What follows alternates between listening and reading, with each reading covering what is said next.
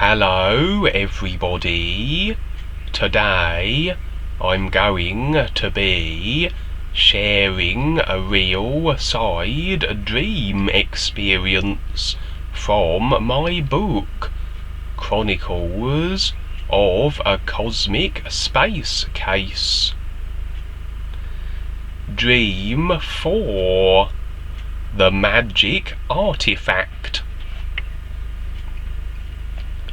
I was in an observing capacity, objectively viewing, you might say, a front row seat to the drama that unfolded.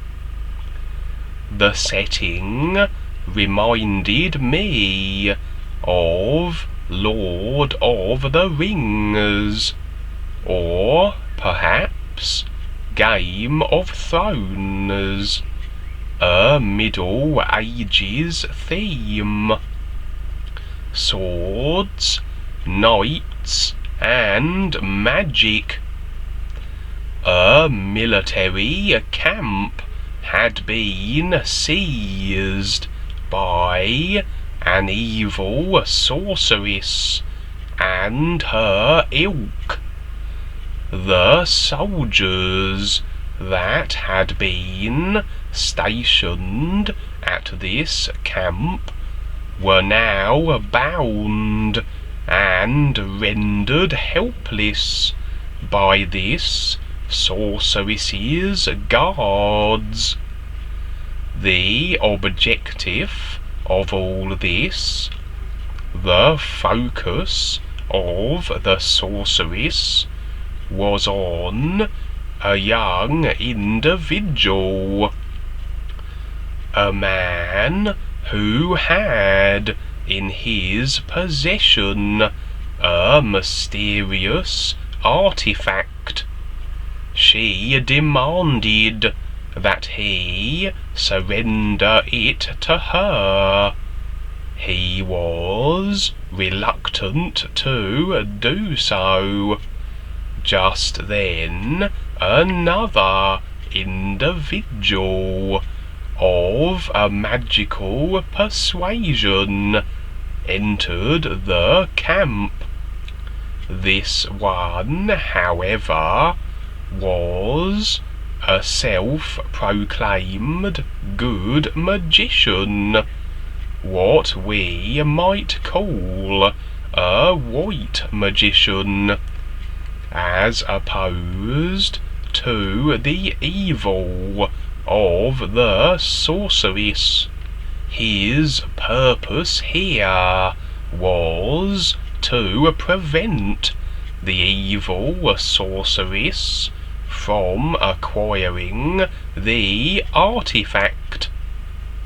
He felt it was wiser that he have the keeping of it, and thus demanded it too from the young man.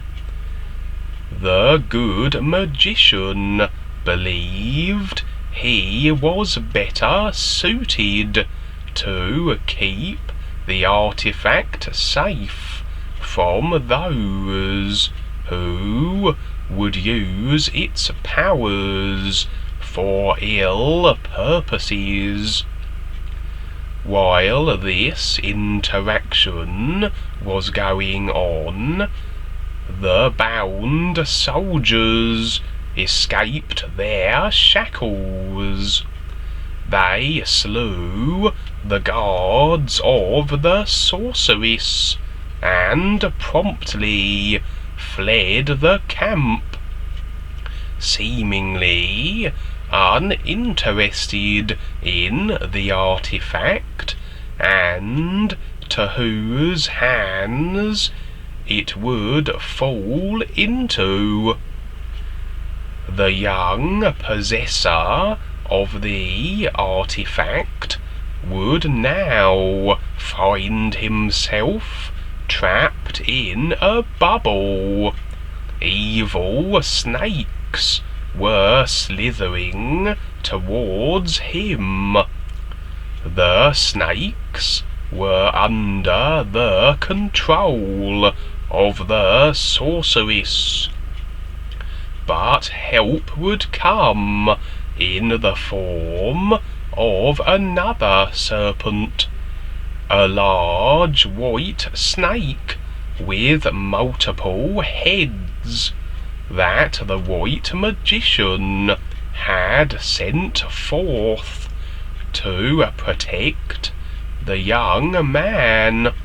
The bubble would then dissolve as the man emerged and was confronted by the sorceress and the white magician, both requesting the artifact. He refused them both and used the power of the artifact to transport himself to a safe location. His destination was apparently a place called Luca. Just before departure, a companion of his joined him, a curious being with the body of a human, yet the head of a horse. And with them both clinging to the artifact, they shot off into the sky, presumably to Luca, and the sorceress and the white magician were denied. There were 2 magicians, one white and one black. Regardless of the magic they used and for what ends, both would be the effects of their sorcery.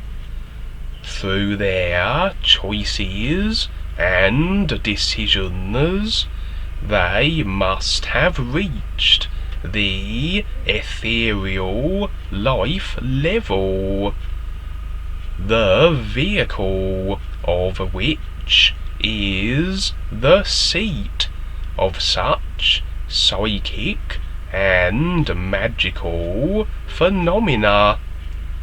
And regardless of if the magic is used for ill or good, they still will rack up karmic cause and effect consequences, as this is the dualistic nature of creation, opposites, and the trap of the matrix. In the dream, the bubble certainly can be said to be representing creation, and the 2 different snakes, the duality within the bubble of the creation psych realms. The young man then was representing choice number 3, as when individuals reach the ethereal, the choice between black or white magician is presented, but always there is a 3rd option, that of superseding the ethereal and going forth into the real universes of the is. In the dream, Luca represented the third option, bypassing the final test of the ethereal level.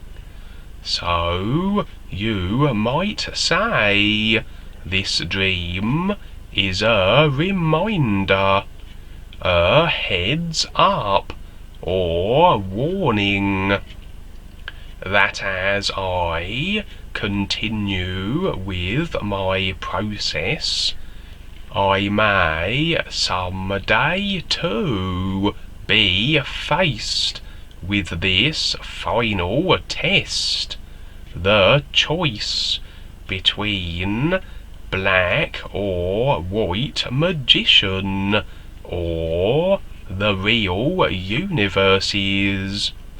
And the fact I was viewing this dream objectively, this would represent the view I would have from a place of full awareness.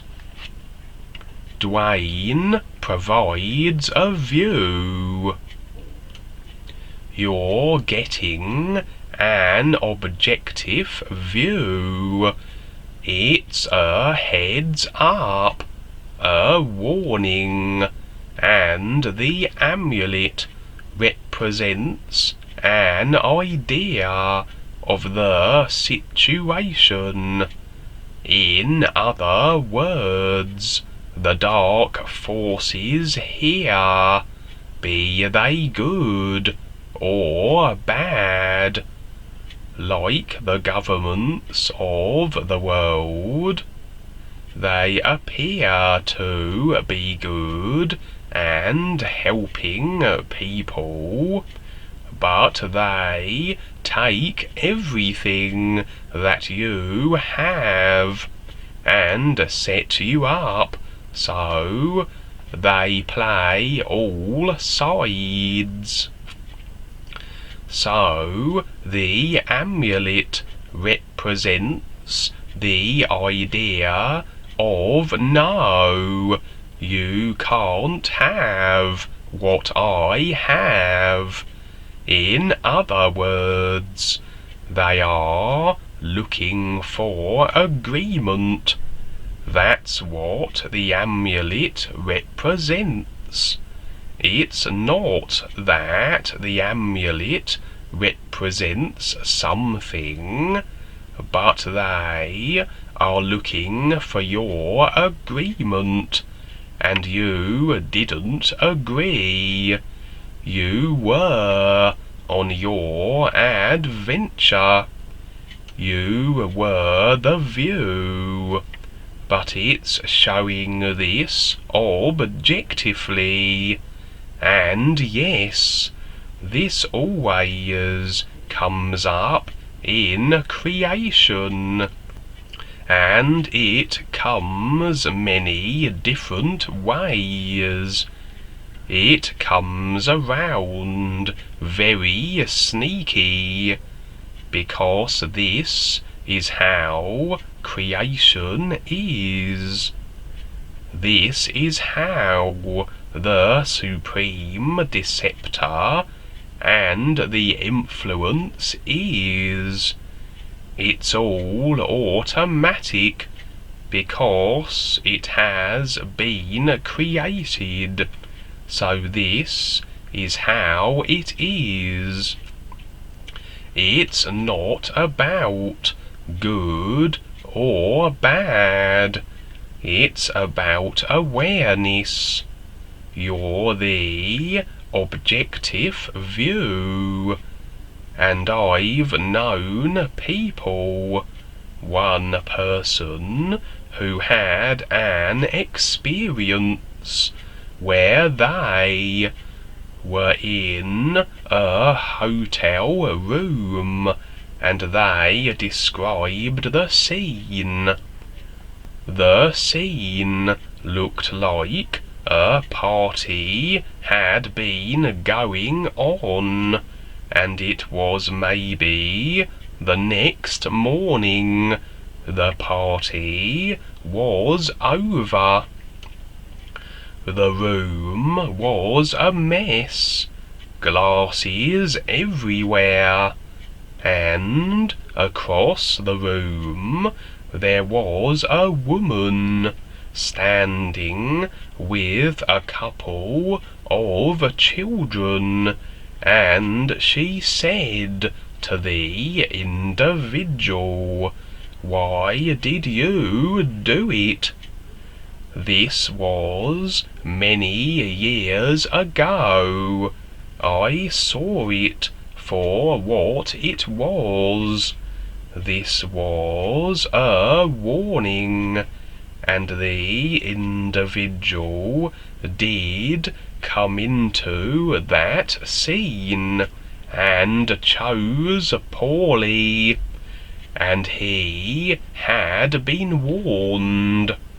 It's very interesting how it is to get through creation, because it's very subtle, and things can look really good.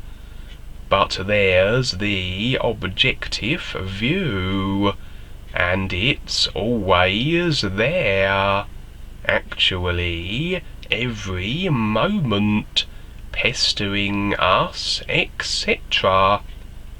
This is how creation is. Creation is not life. It's not what we think it is. It is a process that we're going through to become more aware, and the good, bad, and the ugly, it's all fine. It's learning to see it and recognizing the effects of it, not trying to avoid or hide from it, but you can get through it, because it all couples with you recognizing your real awareness, and eventually the real universes.